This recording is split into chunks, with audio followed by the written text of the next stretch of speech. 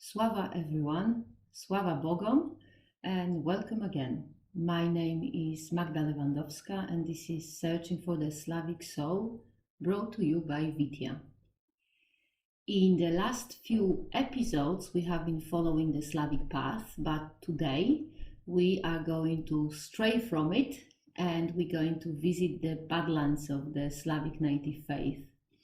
The detour from our path is a result of an interview with a Żerca, which is a name of a Rodnovery priest, an interview published recently on one of the Polish Rodnovery blog, and I will put a link to this interview in the notes to this podcast, but the interview is in Polish. I didn't actually check how well it translates by Google Translate, but if anyone wants to read it in Polish, then you can do that.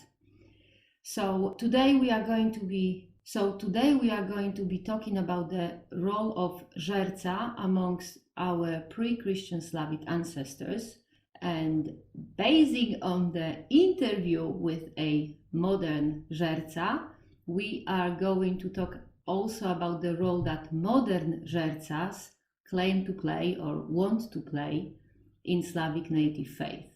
And as the title of this episode promises, there is going to be an okay boomer moment too, so keep listening.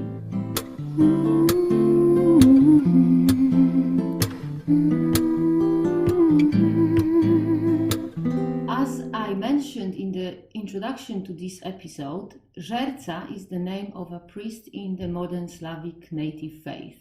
We don't know if originally in the pre-Christian medieval times Żerca was actually the name of the person or a name for the person who performed the religious rituals. We only assume it was.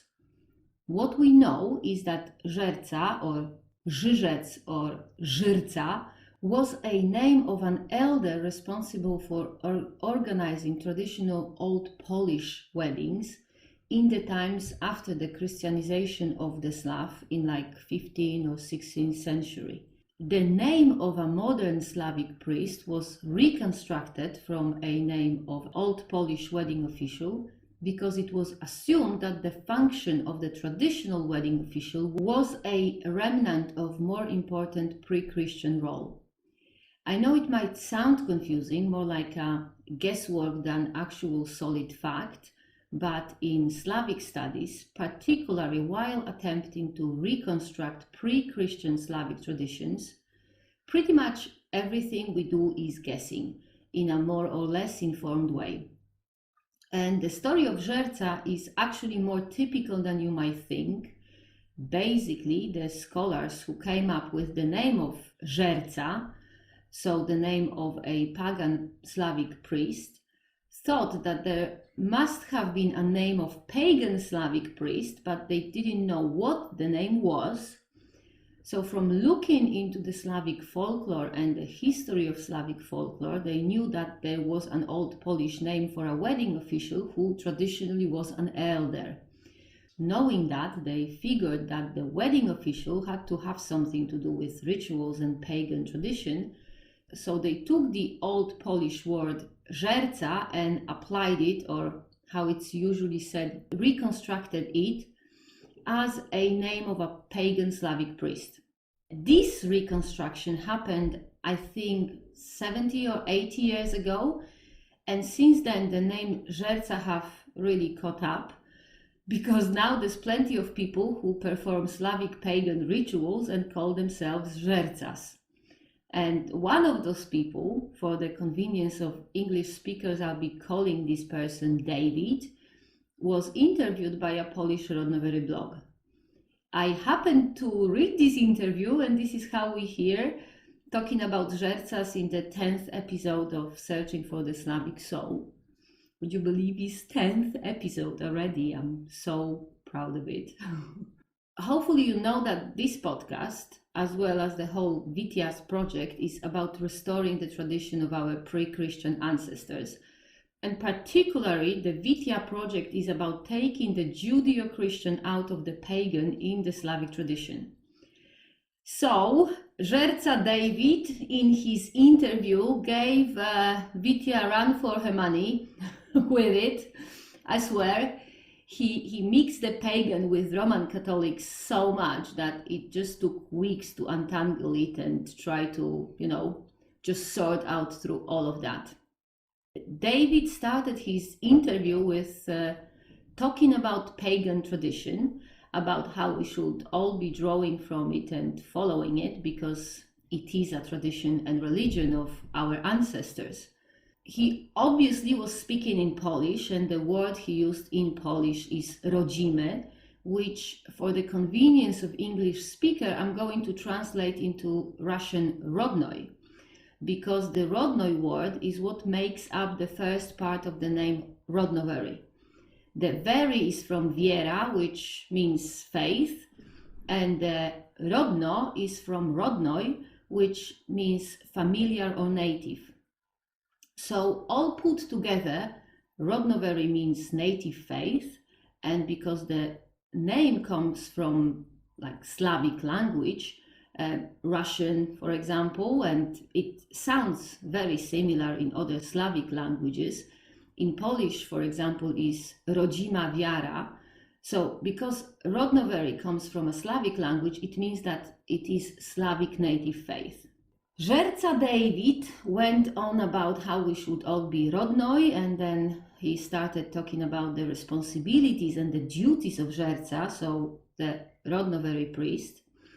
And according to David, the main duty of Żerca is, quote, propagation of the Slavic native faith and performing rituals, unquote.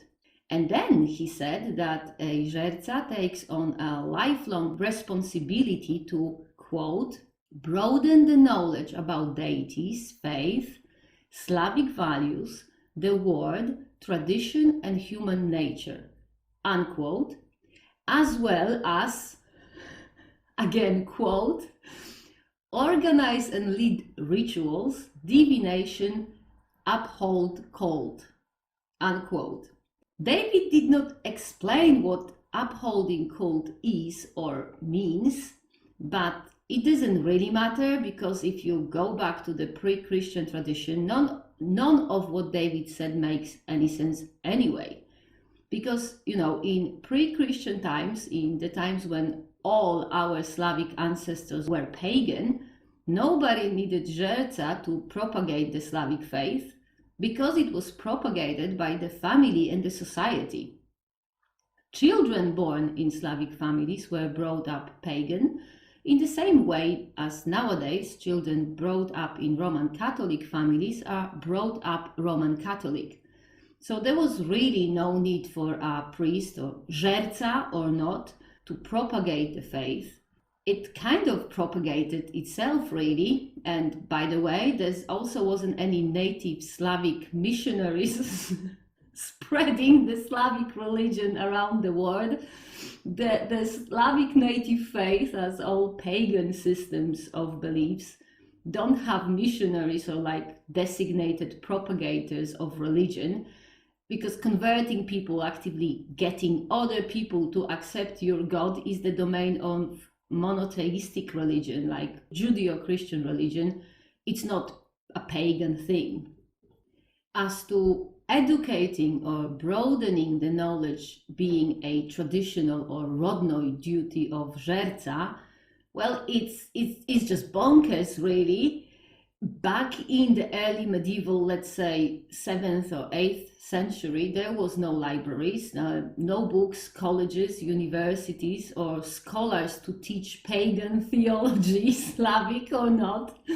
There was no research facilities to broaden the knowledge about deities and faith and Slavic values and the world, tradition, and human nature, unquote. So how did Żerca David come up with this list of duties of the Rodnovery priest? Well, it looks like he drew from tradition, but not pagan tradition. He took it directly from Judeo-Christian tradition, where priests do traditionally have to broaden their knowledge and propagate their religion and uphold cult. So Żerca David took all the responsibilities and duties of a Judeo-Christian priest. He threw in some divination and pagan rituals, and voila, we have the duty of a Żerca, like really, because Slavic tradition is not Christianized enough, so let's just add some more Roman Catholic to make it just right. I swear, it's just bonkers what these people are doing. If you read further into this interview, you find even more flowers like that. For example, when Żerca David talks about the services that Żercas provide for the Rodnovery, he calls those services a ministry of a priest. Seriously, ministry of a priest. This is the sort of language that is used in the interview, and Polish language, which obviously is spoken in the interview, Polish language is, dare I say, much more flexible than English. I mean absolutely no offense to English language, but Polish really is so much more flexible and allows so much more creativity. Polish language really, truly offers a lot of option to name the services that are provided by Żerca, and out of all those options, all those possible combinations of words, Żerca David went for a ministry of a priest. And wait for it, he actually was surprised when I called him out on it. Seriously, he was. To make this thing even more funny or sad, however you want to look at it, Żerca David listed some of the tasks that have to be performed within this traditional, like quote unquote traditional ministry of a priest. And these tasks, according to David, include explaining to the followers, quote, the hardship and the joy of faith and its real impact on life both here and in the afterlife, unquote. Another task is, quote, talking with the Rodnovery about life and their spiritual struggle, unquote. And also, according to Żerca David, Żercas are supposed to support, quote, the education of future Żercas, and they're supposed to focus, like unquote, and they're supposed to focus on, quote, on appropriate quality of priesthood in Slavic Native Faith, unquote. And he also says that all those tasks, the callings of the pagan ministry of a priest, is for life. So, once you decide to become a Żerca, it's like for life. You doomed. You forever have to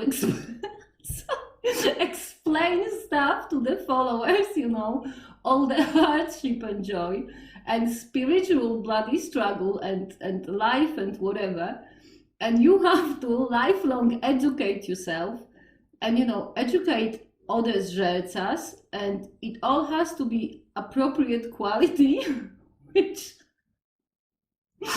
actually, I don't know who checks the quality really, because we don't have any textbooks or gold standards or pretty much anything that can tell us what a pre-Christian Żerca did or how it was done, but no worries. Żerca David will teach you, like he'll teach all of us, and he will test the quality, comparing it with the gold standards of, I don't know, the Holy Bible, I suppose, because what other standard of quality can be used here? Because, the original Slavic pagan tradition does not have any first-hand pagan written sources, and most certainly nothing written by Żercas. And by the way, all the Żercas, or however they were called, they are dead. and they have been dead for like 1,000 years. So, you know, the original Slavic and pagan priest can not check the quality, but, you know, it's all fine. Żerca David will sort it all out, no worries. He'll get the Catholic canon law, rewrite it, and will make the ministry of a priest pagan again. And of course, we must not forget that he'll make it Rodnoy too. Now, I've mentioned the Catholic canon law because, believe me or not, when dissecting the interview with Żerca David, I did actually end up reading a code of Catholic canon law for, believe it or not, for reference.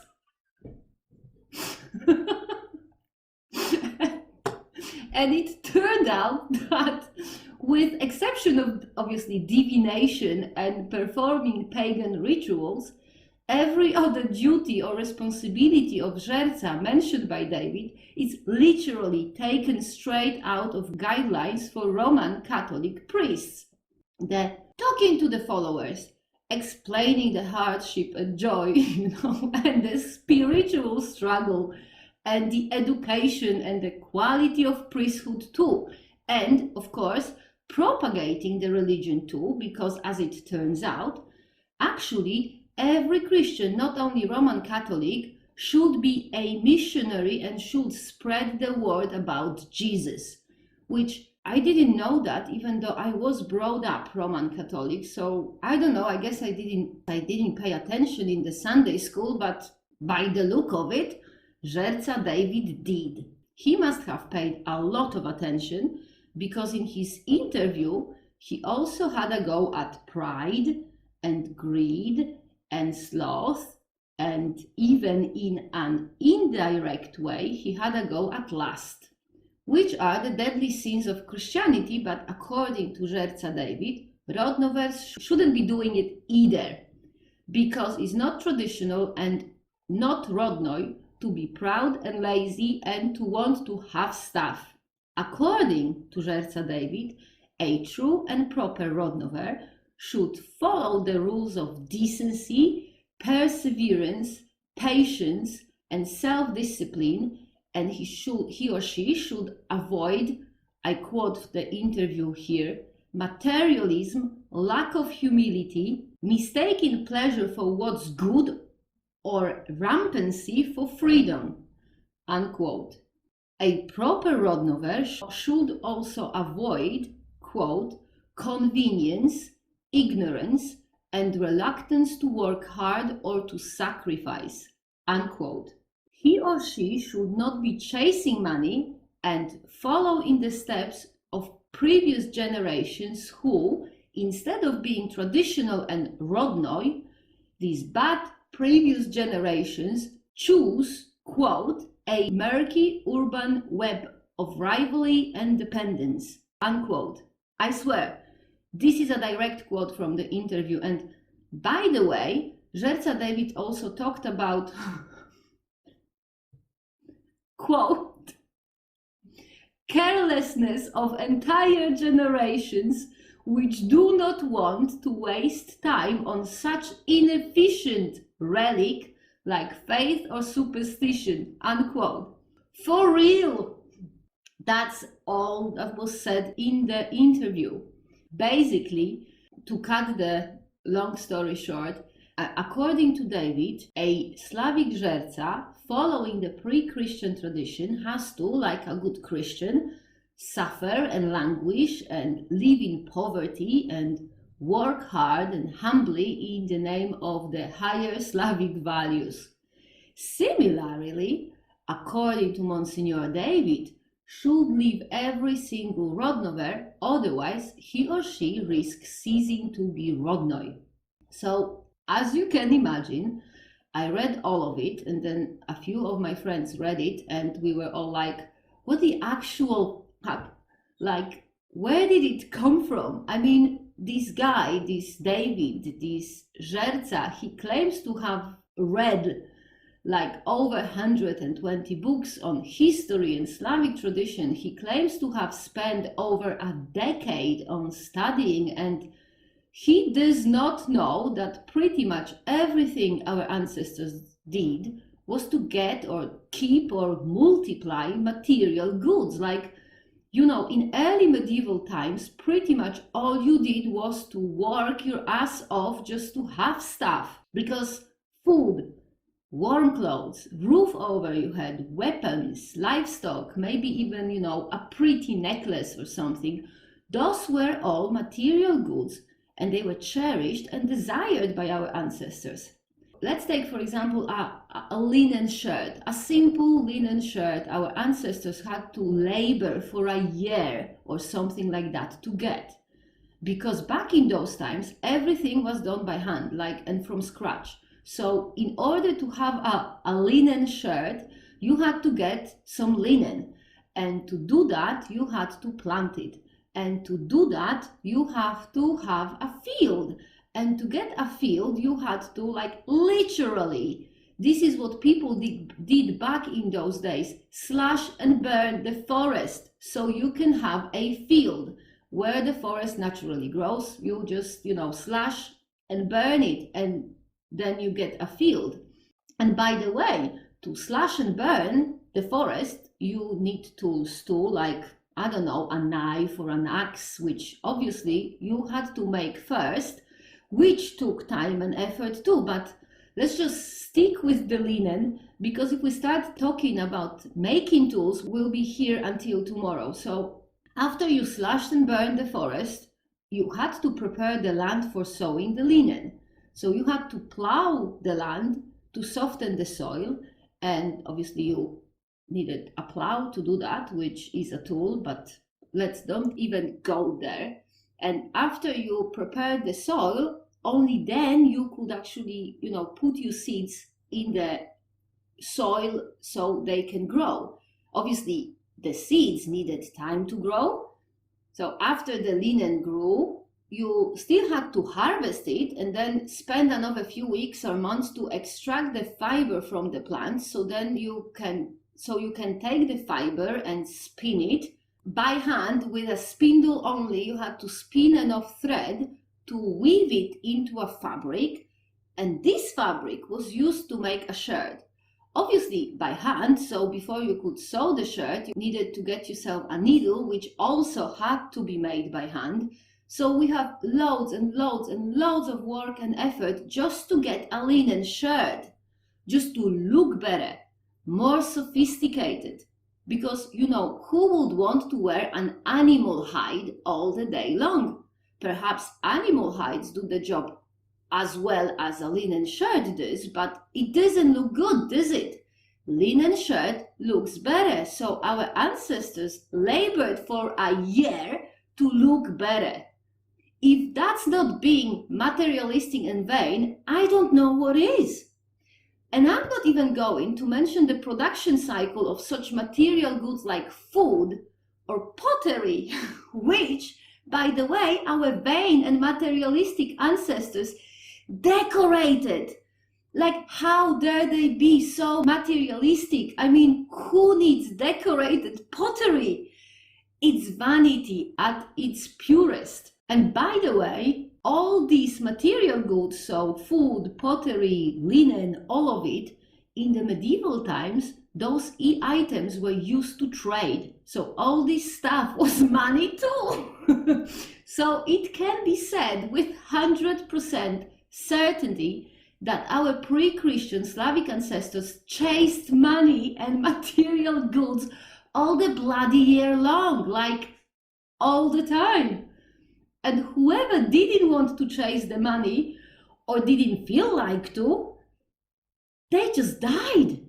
Because all this stuff like food and clothes and weapons and good quality, so expensive tools, all these material goods kept our ancestors alive. There is a very good reason why 3/4, if not more, of demons in Slavic mythology have something to do with material goods and wealth, with, getting it, keeping it, or making more of it. What more, there are Slavic folk tales which suggest that our ancestors considered it to be a blessing to acquire wealth without any work or effort. One of those stories is the legend of the fern flower, a magical flower that can only be found once a year on the night of Kupawa. And anyone who finds the fern flower automatically gets a blessing from the gods, and from then on, he or she lives in wealth and prosperity and health and has all the good stuff. So it's clear that pre-Christian Slavs considered it a blessing, so something good, to get stuff for free without the hard work and the sacrifice and the hardship and self-discipline or whatever else Żerca David wants the modern Rodnover to suffer in the name of the Rodnoi tradition. So all the convenience, ignorance and reluctance to work hard or sacrifice, all those things were actually not hated or rejected by our ancestors.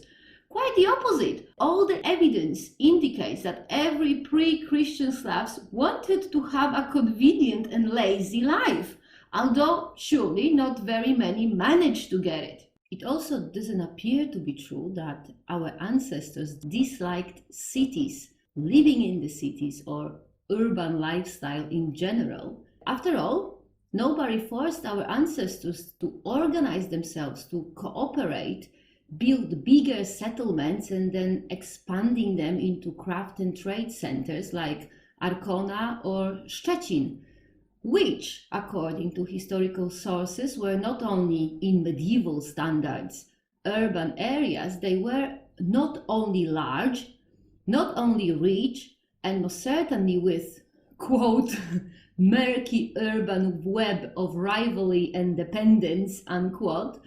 On top of that, those pre-Christian settlements were full of native, born and bred Slavs who were not humble, who chased money, including organizing raids with the sole purpose of looting. But somehow, despite all of the things that Żerca David considers not Rodnoi and not traditional, those early medieval Slavs, our ancestors, somehow managed to be Rodnoi and follow the original Slavic Native Faith. Funny enough, I did actually manage to get a bit of conversation out of Żerca David, and I managed to get him to comment about the looting the original pagan Slavs did.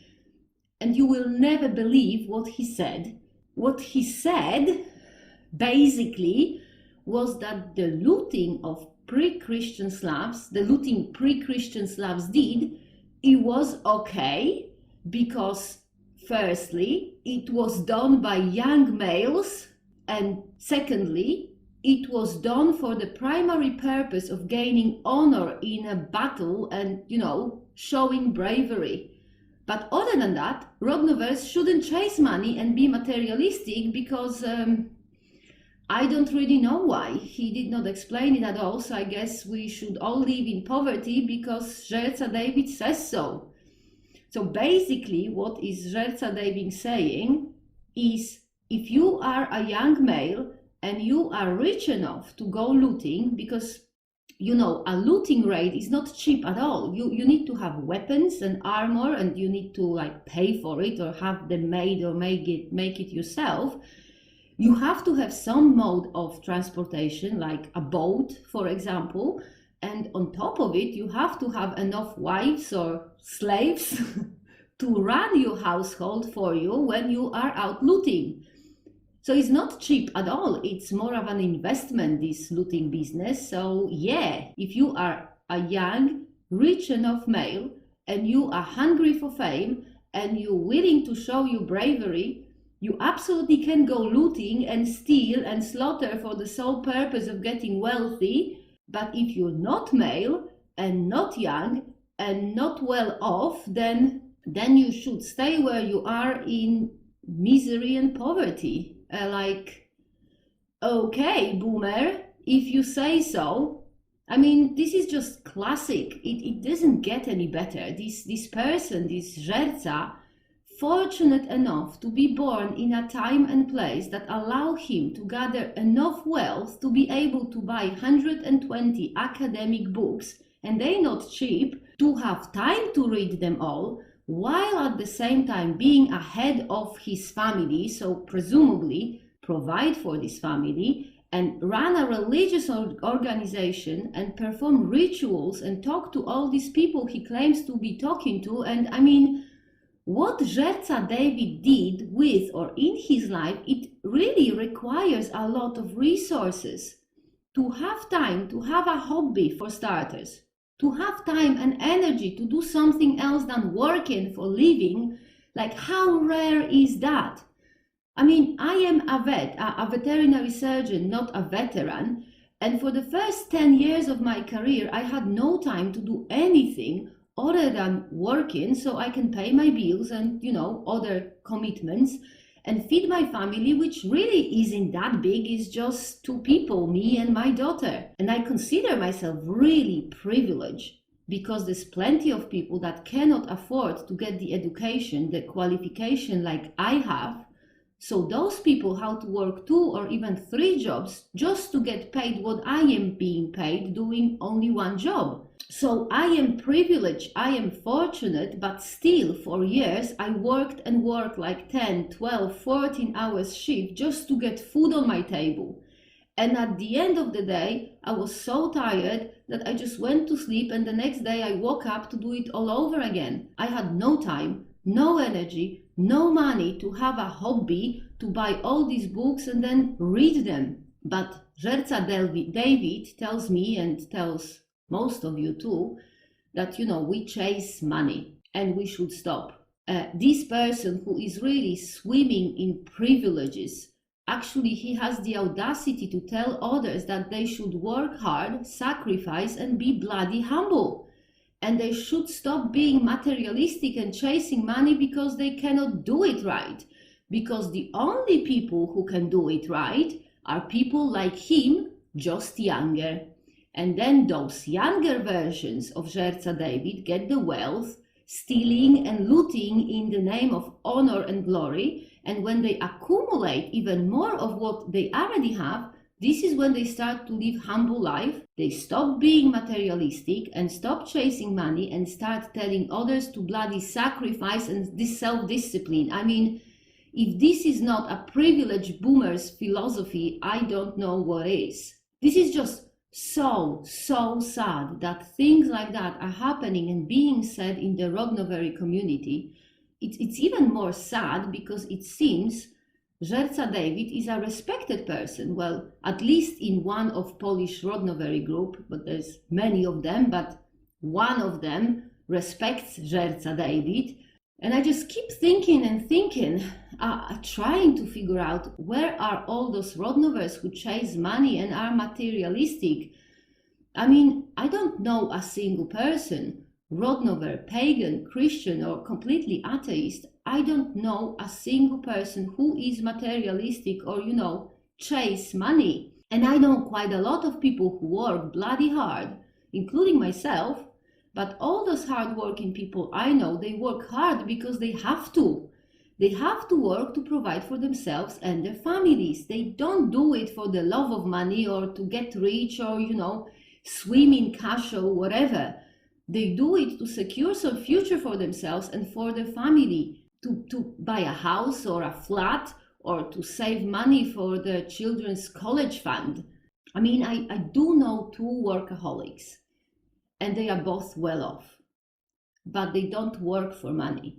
They work because for many reasons, working hard, 70, 80 hours a week is the only way they can relate and interact with other people and the world in general. They cannot function outside of working and work environment. They are not materialistic. They are in a way damaged. And believe me, it's no fun for them. I also know one person who spends more money than they have. It's not fun for them either because buying stuff is the only way they can feel the emptiness in their souls. It's the only way they can feel something. So they are also not materialistic, they are damaged. And they don't chase money, they in a way are running away from it. because for them buying stuff is not about stuff or money. It's about running away from everything. It's about forgetting the sadness and the emptiness, you know. This is why it's called shopaholism. It's an addiction. It's a disease. And now I know for a fact that learning about and following the Slavic tradition could help those workaholics and this shopaholic I know. But if they hear the rubbish coming out of Żerca's David's mouth, they will straight away conclude that Slavic tradition is not for them, because Żerca David is rejecting them before they even started. He's offending them before he even met them. So with his interview, Żerca David has already lost 3 potential new Rodnoveries, but he claims he's promoting Slavic Native Faith. Like, really? If talking rubbish, completely made up stuff about some Rodnoi bloody tradition that has nothing to do with paganism and everything to do with Roman Catholicism, if this is propagating Slavic Native Faith, then I rather you don't do it, David. Just don't. Leave it. It won't work. Another thing that Żerca David mentioned and suggested in his interview was that according to Slavic tradition, or rather the tradition that David preaches, which we know now is not really Slavic tradition, but let's not overcomplicate things here. So let's just say that in David's opinion, in Slavic tradition, Żerca should have a high position among Rodnoveries, should be respected and looked upon with deference. Which is not really a big surprise here. I mean, David not only calls himself a Żerca, but also clearly has an ego and a half. So it's no wonder that he wants others to look up to him and respect him. However, if we look into what we actually know about the pre-Christian Slavs, it turns out that we truly do not know a lot about Slavic Żercas. We don't even know how they were called. We made it up. So we don't know a lot about pre-Christian Slavic priests, most certainly not enough to be able to say if the priest, the original pre-Christian Slavic faith priests, if they were respected or not. And now, we do know something about the priests among Połabian Slavs, so the Slavic tribes that settled and live along the Elbe River, on the land that in modern times is Eastern Germany. Połabian Slavs were the most Western living Slavic people, and because of that they had most contacts with the Christian tradition. They had contacts with the Christians and Christianity in general, mostly through war, but also through trade or diplomatic or missionary missions for 200 years or something like that. And you know, 200 years is a lot of time. In less than that, Vikings, so the Norse people, they completely abandoned their gods and culture and assimilated fully with the locals after invading Sicily or Normandy or Novgorod, which later became Kievan Rus. So the Połabian Slavs were exposed to Christian culture and the concept of priesthood for a long, long time, and therefore many scholars think that they actually became in a way Christianized, because Połabian Slavs had temples and something that resembles a caste of professional priests. And a part of Połabian Slavs, no other Slavic tribes had temples and professional priests. So some scholars or historians think that the temples and the existence of professional priests among Połabian Slavs was a result of Christianization. However, some scholars think that it was just a natural evolution of Slavic religion. And if you look at the arguments of both sides, actually both seem to be right. So really there's no way of saying which one is right. Were the Połabian Slavs Christianized, or was the religion just far more developed than anywhere else on the Slavic land? And now I really don't know which one is right. I kind of think that most likely the truth, the right, is somewhere in the middle, but just because I think so, it doesn't make it right.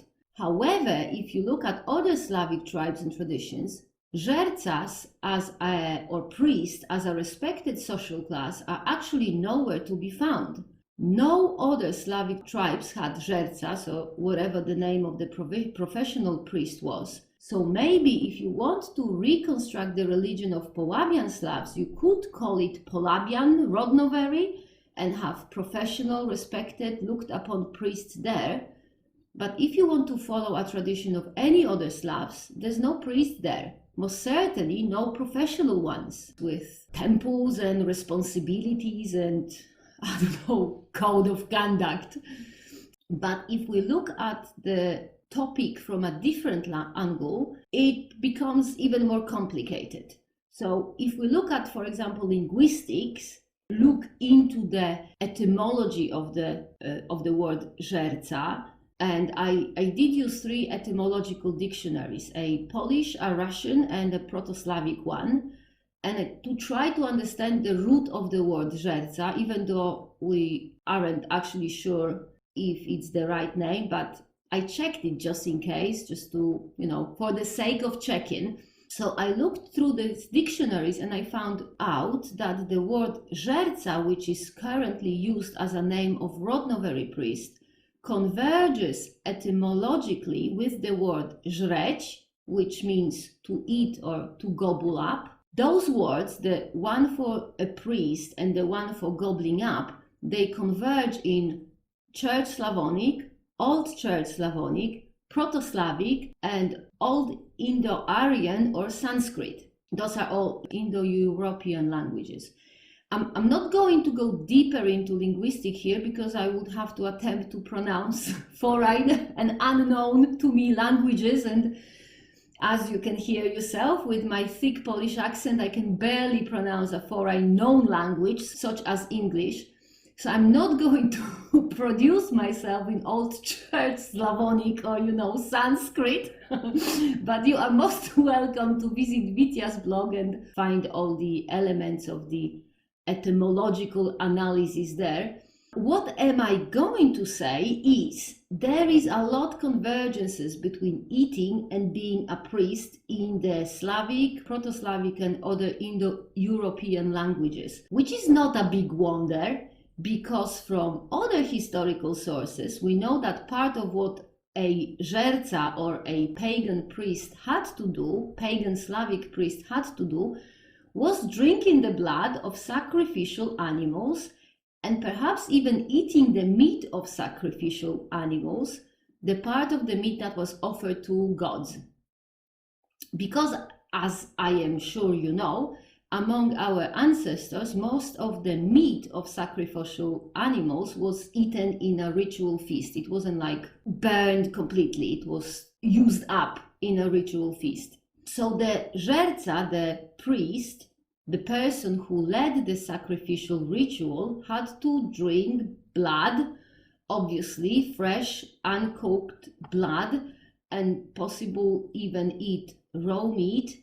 And that was going down in times where there wasn't any veterinary inspections or, standards of food hygiene. So the only way to make an animal product safe for a human was to cook it. And if you didn't cook the blood or meat, you could get seriously ill, like really seriously ill. You could get salmonella, dysentery, listeria, like a whole bunch of tapeworms, including some that settle in your brain. You could get, a whole range of diseases, potentially even get infected with tuberculosis or rabies. This is serious, deadly stuff. Obviously, pre-Christian Slavs didn't know that viruses or bacteria exist, but they also were not dumb. They were smart enough to figure out the medicinal use of plants, so they could as well have guessed that eating raw meat or blood is not safe or healthy for a human, particularly considering that some of the diseases you can catch from raw meat or blood have like 24 or 48 hours incubation period. So if you eat the raw meat, you pretty much the next day you ill. So it doesn't take a rocket scientist to figure out that there is something wrong with the raw stuff. So it is just my hypothesis, mind you. What if our ancestors chose for Żercas people whose importance or usefulness for the community was low or limited by, for example, age or physical disability. So, if they died from eating all the raw stuff, it wouldn't actually be a big loss. I mean, choosing people affected by some sort of physical disability to be the intermediaries between humans and the gods is a part of Slavic tradition. After all, we see it, or rather, until very recently, we saw it on Ukraine and Belarus, where for centuries existed a function of lernik, who was a traveling musician, performed religious songs, took part in rituals, and traditionally was blind. And the funny thing about lerniks is that they actually were not respected. They were feared, and that's a difference. When they approached a village, they were treated with reverence out of fear. They were allowed to do their jobs, like the singing and performing, but nobody let them stay in the village for longer, let alone let them have a temple or, settle in the community and be a part of it. I will link up an article about lerniks in the notes to this episode so you can read more about them. Because if I start talking about them here and analyzing them, we'll be stuck in these episodes for another 2 hours or something, and I'm actually already talking longer than I planned. So let's just stop here and summarize. Because what I really want to say here is that I have absolutely no doubts that Żerca, David, and others like him mean well. Seriously, I'm sure they say the things they say and do the things they do because they really, truly care about the Slavic Native Faith. They want to see the faith succeed, and they want to see it being followed by more people. So in order to make it familiar, or, Rodnoy for Slavs, particularly Slavs in Poland, because as you most likely know, Poland is a very, very Catholic country. So in order to get to all these Catholics in Poland, what do? You make the Slavic Native Faith Catholic. And through this Catholicization, you make the pagan faith more Rodnoy. I know it sounds bonkers, but however you look at it, Żerca David has to be bonkers at least a little bit to be saying the things that he's saying with a straight face. But regardless of how bonkers or not bonkers Żerca David is, I'm sure he truly cares about furthering and developing the Rodnovery movement and making it stronger, which is really a very important lesson to all of us, to me, to you, to every Rodnover. And actually, there are 2 lessons here. The first one is to always think critically and analyze, and to never take anything for granted, even if it's said by a respected Żerca with 120 books and a fancy linen robe, because it's not that difficult to look legit, but to actually be legit is a completely different story. And the other lesson here is be aware of the traps and the illusions of the known, the familiar, and the Rodnoy. We were all, or maybe almost all of us, were brought up in some sort of Judeo-Christian tradition, which is fundamentally different from the pagan Slavic tradition. Because of that, because of our, exposure to Judeo-Christian tradition, the things that look right, legit, and, Rodnoy to us, they don't necessarily have to be legit, right, and Rodnoy from a pagan point of view. So not only be aware that others can be wrong, but also, or maybe most importantly, be aware that you too can be wrong. If you rely on intuition and don't check your facts properly, and then check once more, just to be sure, and maybe once again too, because, you never know. So that is actually all I had to say for today. I truly hope it wasn't too long, too much, and too boring, and too mean. I try to stick to the facts. Whatever you think about this or what I said today or any previous episodes of Searching for the Slavic Soul or about the Vitya project in general, do let us know. You can contact us via our website, which is witia.squarespace.com. That's witia.squarespace.com. Or via our Facebook or Instagram or YouTube. And you can also email us on witia.daboru@gmail.com. So once more, witia.daboru@gmail.com. And for now, take care, stay safe, and hopefully until next episode. Słowian.